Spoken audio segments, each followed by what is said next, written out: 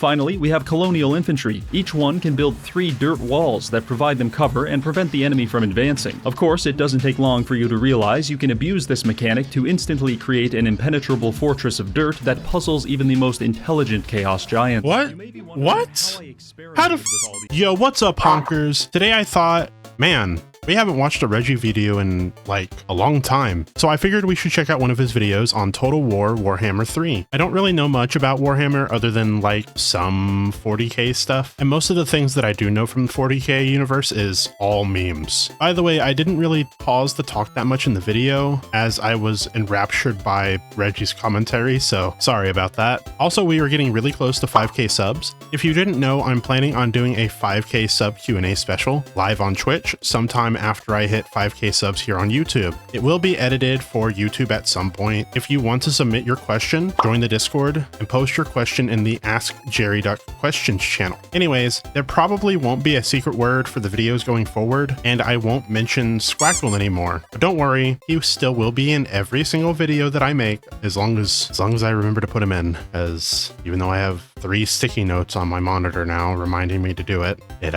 yeah. But yeah, if you do find him, you will be pinned in the comments, as always. I just don't plan to mention him anymore. Just think of it as a community inside knowledge thing. I just feel like the intros need to be way shorter. The reason why is, well, look, just let me show you a graph real quick. You see that little thing at the very beginning and that big dip? Yeah, that's people skipping the intro, which doesn't exactly reflect well on YouTube. So I still do plan to make the intros as a way to let you honkers know what's been going on in my life, kind of like an update, if you will. But if you want almost a daily update, you should come check out my Twitch, as I've been streaming almost every day this week, granted at like 3 or 4 in the morning, but I'm sure it's fine. Yeah.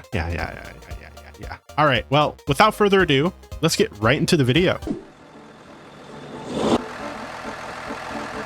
Gentlemen, I have one question. When you visualize Warhammer, do you see machine gun nests mowing down hordes of the undead? Maybe war zeppelins dropping bombs on confused Frenchmen? Or even thousands of soldiers simultaneously suffering from trench foot? Well, I picture 40k, so... You should, because today we're going to be using the technology and tactics of a certain 20th century military power to conquer the world. But having both of our feet amputated will be the least of our concerns, because on turn 100, chaos portals will open all over the map, unleashing thousands of demons with an intense desire to consume our vital organs. Can we become a military superpower and overcome this cataclysmic event? Or will we be subjugated by our demonic overlords? There's only one way to know. But first, a word from our sponsor, War Thunder. It's a game with an impressive collection of over 2,000 tanks, planes, helicopters, and ships, which you can use to decimate your friends regardless of which team they're on. Personally, I like to turn off my weapon systems and just use myself as the explosive. In this regard, hypersonic jets are the most effective option. Honestly, War Thunder that's probably is the what most I would do if I comprehensive played this vehicle game. combat game ever made, with dynamic and detailed damage models. So when I crash my F-16 into the side of a T-34 tank at 2,000 kilometers an hour, I get a complex breakdown of exactly why I am no longer alive. The customization is impeccable. Zooming in to read manga off the side of a Japanese tank, simply incredible. Finally, the graphics are so good I've suffered a mental break and I don't know what's real anymore. Play War Thunder for free on PC, Xbox, and PlayStation. If you use my link in the comments, you'll get a bonus pack with free stuff. And if you don't use it, I'll find you. Here we are in the lovely old world. It's very much the same, except Karl Franz is now an ultra-nationalist and he's wearing a pickle hob. Normally, the Empire operates as a collection of city-states that eventually confederate through a series of popularity contests. It's a little like democracy, which is nice, because democracy is a system by the people and for the people. But the people are retarded. And I don't have time for such political machinations, so instead, we'll be doing all of our diplomacy with the business end of a machine gun. We start by introducing ourselves to our neighbors, hello, and goodbye. I know these tactics might seem excessive, but we need to aggressively develop our empire if we want to have any hope of surviving Armageddon, because I may have put it on max difficulty. With our first enemy defeated, we can now recruit some conscripts. They're our weakest unit, and they're also preposterously expensive, but with a bit of focus fire, they can assassinate enemy generals in one volley, so not bad. Clearly, we're going for quality over quantity. Our campaign started off quite well. We bounced around Reichland, liberating settlements from the the tyrannical Polish menace. So Gregor impressive was our blitzkrieg that a yeah. beast wizard wanted to join the army. I know he may appear to be some kind of homeless schizophrenic, but he's actually that's a just your druid. average Los Angeles man. So I let him join our crusade. Now, in an effort to immediately bankrupt my own government, I decided to start building a second army led by the legendary General Wilhelm von Zollerhorn. And yes, I did Google that name to see if he was associated with any genocides. Surprisingly, he was not. Wilhelm is great because unlike Karl, his talent tree actually buffs our modern units. And you better believe I'm going to specialize him entirely into tank warfare. But we don't have any tanks yet. In fact, all we have are people who wanted to be here slightly more than they wanted to be in a military prison. So let's get back on track. Okay. After finishing off the Empire secessionists, we received a quest to defend this beach from an amphibious landing of Vikings. Unfortunately for the Vikings, the beach they are landing on is Normandy Beach, because we have just unlocked light machine gun nests. And as you may imagine, a band of naked Norwegians is no match for the 1,200 rounds per minute coming out of these guns. After completing our revisionist history at Normandy, I decided to declare war on Emil von Corden. Why would I do that? Because no one can stop me. Emil's forces were difficult to defeat because there were 2,500 of them. Holy shit.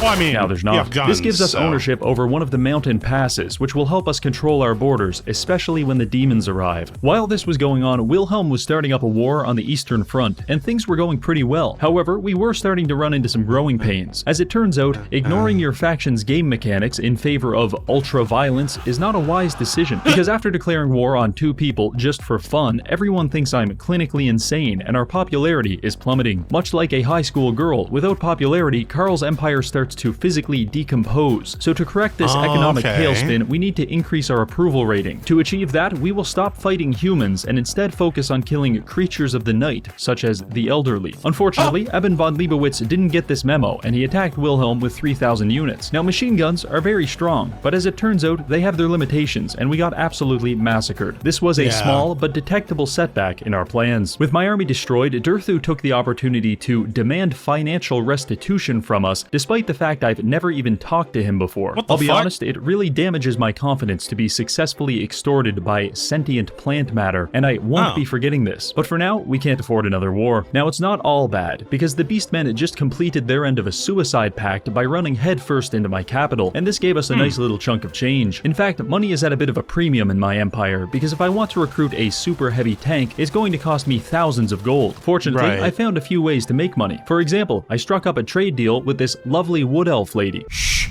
don't tell, but I think I want to kill her. Aside from that, we've just been completing quests, trading with the Chinese, like, and stealing Heinrich Kemmler's social security checks. Speaking of Heinrich, the war is going quite well. Much like the Beastmen, he fell into the trap of driving himself into a wood chipper at 300 kilometers per hour. And since then, I've been using light tanks to carve my way through his territory. Truly, there is no cleaner pleasure than watching machine gun fire tear into hordes of the undead. Our campaign culminated in the siege of Castle Artois. It was kind of awkward because we have... This game reminds me of, you ever seen that anime called Gate? It's like a giant gate opens up in, I think it's Japan, and they send the military through, and it's just like a medieval world, but you have like guns and shit, and they only have like weapons and magic and shit, which, I mean, magic probably better than guns, yeah. Have almost no melee units, and we can't really shoot them effectively from this angle, so I settled on using some breaching charges to open the castle gates. From here, I just let my tanks sit down in front of the door and shoot anyone who attempted to move from here to here. It was a little like Red Rover, except the stakes were a lot higher, because angry Germans are shooting at you with machine guns. Eventually, we won, but clearly, I'm going to have to invest in some heavy artillery going forward. At this point, all of our initial enemies are dead, so it's a good time to assess our position in the world. It's turn 33, we occupy a thin band of regions along the southwest. I was hoping to have the entire empire conquered by turn 40, so it's safe to say we're a little behind schedule, but I'm confident that our rapidly developing military technology will help us catch up. For example, Wilhelm recently acquired a new mount. Is it a horse, or even a dog sled pulled by children? No, it's a bulletproof Mercedes-Benz with a machine gun mounted on the roof. I'd like to see Vlad von Karstein compete with this. Speaking of Vlad, he's going to be our next target. He owns a lot of territory, and unfortunately for him, most of the Geneva Conventions do not apply to reanimated corpses, so I should lose no popularity by eviscerating him with hundreds of landmines. However, the orcs were blocking my path into Sylvania, so I had to grapple with the serious moral dilemma of whether I should shoot them to death or cover them in napalm. I chose both. It was all going very well, because the orc military philosophy consists exclusively of screaming and running headfirst into bullets. The undead were experiencing a similar issue. Usually, they throw bodies at you until you become exhausted, but luckily for us, bullets do not get tired. The only problem we ran into was that the ghosts are ethereal, so roughly half of our bullets go right through them. But I am a firm believer in just shooting them twice as much. So we plowed forward, capturing Grenstadt, Schwarzhaven, and Fort Obersteyr. And just as my military conquest was about to send me over the edge into an erection-induced coma, tragedy struck. Clan Scryer declared war on me. It's alright though, they're strength rank 21 and we're rank 2, so surely they won't invade me with 3 armies, you son of a bitch. You look like a smart guy, so I probably don't have to tell you, but this is really bad. Because for every Skaven we can see, there are probably 10 that we can't. With all of my generals tied up in the east, Ikit Claw had a fantastic time detonating nuclear devices on my peasant militias. To make the situation even more embarrassing, the orcs actually started defeating us by changing their army composition. Did they also develop heavy machine guns, you may ask? Nope, not even close. They just put themselves on pigs and drove into my gun line really fast. The only silver lining to all of this was that I convinced Balthazar Gelt to confederate with me, which expanded my borders considerably. Naturally, this decimated my economy because AI build their empires in the same way a recently lobotomized man builds a helicopter, which is to say, not very well. Anyway, after sorting that out, I sent Gelt back to deal with the Skaven, and since he is a wizard of metal, I gave him some very heavy metal to work with. Aside from that, Wilhelm went on a paid vacation to the lovely city of Skavenblight to burn it to the ground and stomp on the ashes. Our capture of Skavenblight could be compared to cutting the head off the chicken that is Clan Scryer. The issue is that the body is still thrashing around and shitting all over my territory. However, after 10 turns and several doses of lorazepam, we had finally finished them off. In their place, I installed several puppet governments that They're like the Warhammer universe is like cockroaches, like they're just everywhere and they just pop up wherever, whenever, and there's just a lot of them. Loyal to me. I can't be everywhere at once, but having multiple semi-competent allies spread across the map should be enough. At this point, my blood pressure was finally starting to normalize again, so obviously the ogres decided to rectify that by declaring war and attacking me with 3 gigantic armies. At this moment, the game expects me to just roll over and accept my dick flattening like a good boy, but I said no. I'm fighting this battle, and I'm not going to stop pissing myself until I win. We took up a defensive position atop this hill, and I started skirmishing with my tanks. The ogre race is an exciting experiment in determining just how much fat a body can accommodate before it ruptures at the seams, which makes them incredibly easy to shoot with a rifle. Even better than that, I found I could use my tanks to blob the enemies up, at which point my heavy machine guns would start tearing them apart. It was a bit of a messy process, but eventually we managed to shoot, bludgeon, and explode the ogres to death. As a thank you to Scrag for being such a good sport about the whole ogre genocide thing, I decided to travel into his territory, burn his castle down, and install a xenophobic city-state in its place. Now back to business. Vlad von Karstein is technically still alive, but his empire is dying, so we're going to administer some end-of-life care by caving in his cranium. This was fairly easy because I now have access to pioneer infantry, which can construct razor wire, MG nests, mortars, and anti-aircraft bunkers for free. It takes a lot of time, but the undead aren't exactly in a hurry. In fact, they're having a hard time moving at all, because Wilhelm upgraded his mount, and he's now flying above the battlefield in a war blimp, dropping cinder blocks and lawn darts on our enemies as they approach. Excited by the idea of blimp supremacy, I decided to recruit several Imperial war blimps to help me clean up some Viking villages. They're stronger, considerably more phallic, and each one has 10 bombs they can deploy for massive damage. The Norwegians attempted to counter this by throwing axes into the sky. Not only did this tactic not work, it actually made me bomb them even harder. At this point, I've managed to narrow down what the actually good units are, and things are starting to move pretty fast. Some orcs declared war on us, we beat the daylights out of poor Festus, hired the Red Baron, who is apparently a melee specialist despite being in a biplane, killed some wood elves while no one was looking, used rocket launchers to defeat Pope Francis in a quest battle, and most importantly, we implemented government-mandated crystal meth for all of my soldiers, which is clearly evident by the way my machine gunners are currently tweaking out in between volleys. At this point, it's turn 70, and we control almost all Empire territory. Our only active enemies are the Norskins, the Orcs, and some British guy. However, the Chaos invasion will be coming soon, so it's time to start preparing. One of the most dangerous components of the invasion is that it spawns Chaos portals all over the world, which is like an open invitation for demons to remove your limbs. My plan is to construct several of these buildings across my territory. They prevent Chaos rifts from spawning, and if I pull this off just right, we will be the only faction in the entire world that isn't immediately decimated by hordes of demons. Now, I like my plan, and it should buy us some time. Yeah, however, that should we will work. still have to fight our enemies at some point. To this end, I've ordered the construction of several super heavy class weapons. This is a super heavy mortar. For reference, What? here it is next to our previous generation of artillery, and now here it is turning a group of goblins into fertilizer. So, yeah. We also Wow. have this. I know it looks like a tank, but it's actually a Morse code transmitter. The signal is What the carried fuck? by a 40-pound high explosive shell. The receiver is located somewhere inside this man's gray matter, and the message is death.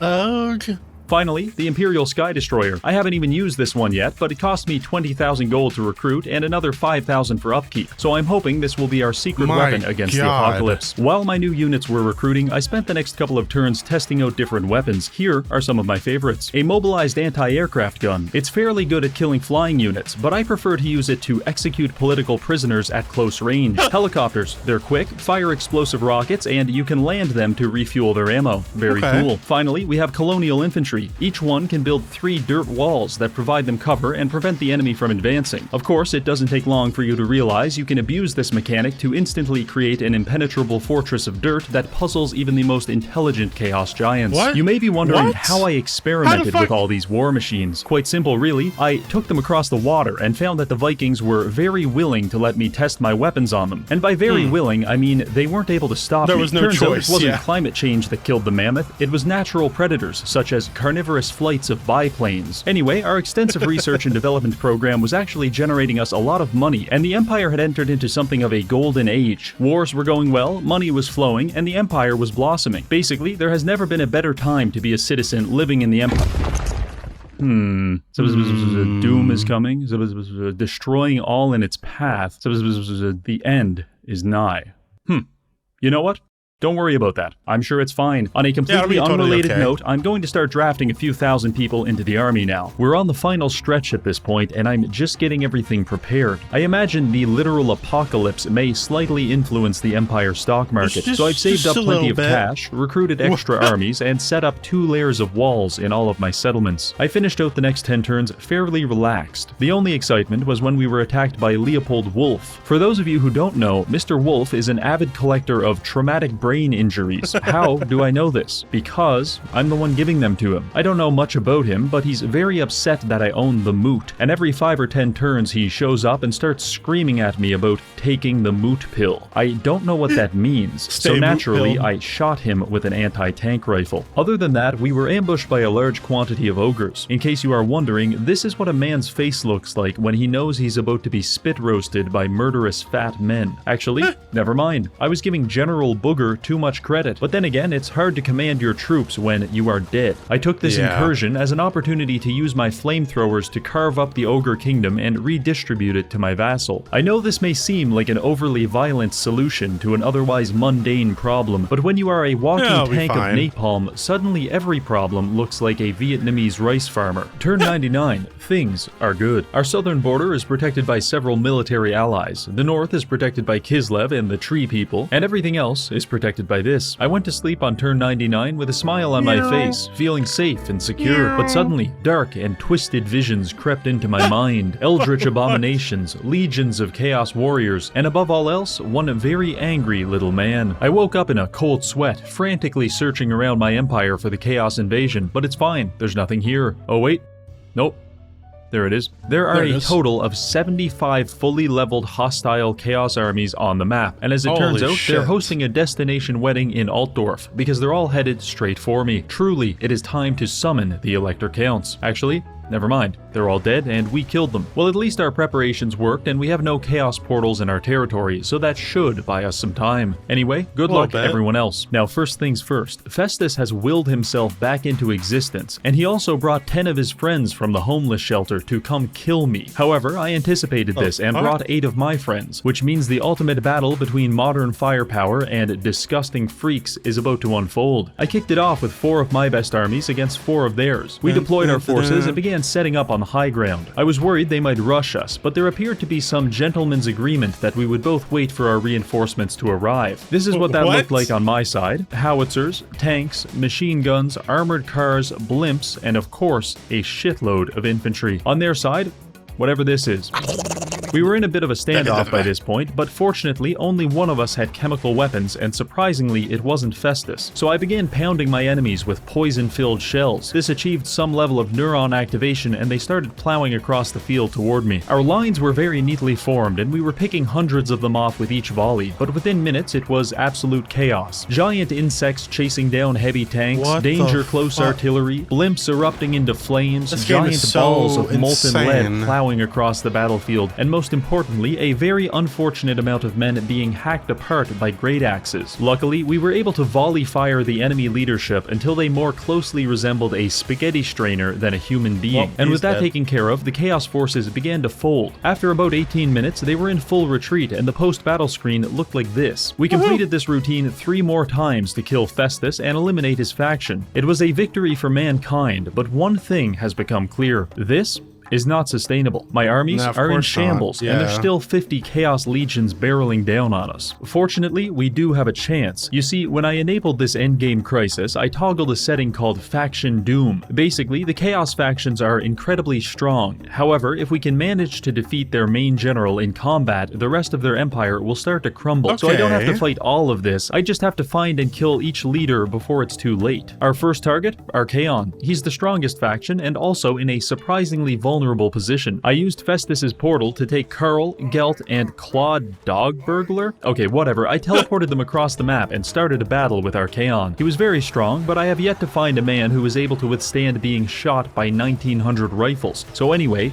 he died, and next turn we had our proof of concept, because he went from being strength rank 1 to rank 89, and all of his armies are disappearing. 1 down, 6 to go. After defeating Archaon, I decided to close the Chaos portal that he used to teleport here. To do this, we had to complete a moderately challenging battle against demons of Khorne, but after we beat the teenage angst out of them, we were able to close the portal and claim a reward. I took this ridiculously strong sword that will probably corrupt my mind and turn me into a sadistic lunatic, and I'm okay with that. In fact, each type of portal seems to give you a different reward. Khorne gives you access to extremely powerful items, Nurgle gives all of your armies poison attacks and attrition resistance, Tzeentch provides empire-wide buffs and removes fog of war, and finally Slaanesh gives you laughably high casualty replenishment and empire growth at the cost of spreading their filthy corruption. This reward mechanic isn't very narratively important, but I think it's a nice touch, and I like it. Anyway, our next target was Sigvald, accidentally. You see, I tried closing this other Chaos portal, but I fell into it and got teleported directly to Sigvald's femboy empire, an empire which was remarkably unprepared for blimp supremacy. I felt bad shooting such a beautiful man to death, but dare I say, he looks even better now. By this point, Azazel's forces were starting to invade from the north. It took them only 2 turns to kill all of Kislev, and I really don't like the way they're looking at me. Most of my main armies have been dispatched across the world to hunt down Chaos generals, so I'm stuck defending my territory with these micro-armies. They looked good on paper, but suddenly I feel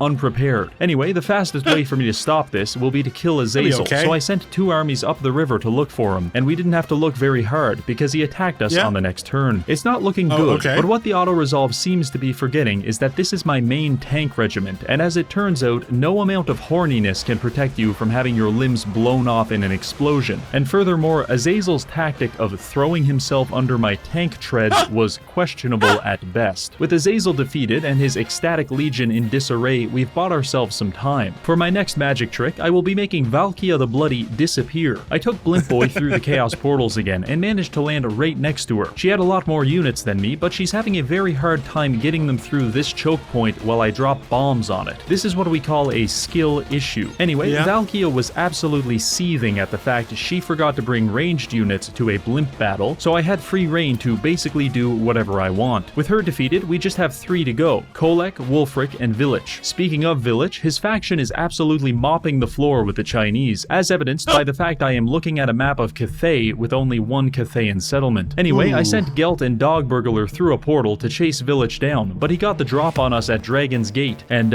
it's not looking so good. We did our best with the basic infantry, but they're remarkably squishy and don't hold up so well against return fire. Also, this creature exists and is doing horrible things to anyone unlucky enough to survive the enemy's ranged attacks. I tried everything: magic, bombs, even tried burning it like an ant with this high-powered magnifying glass. Didn't work.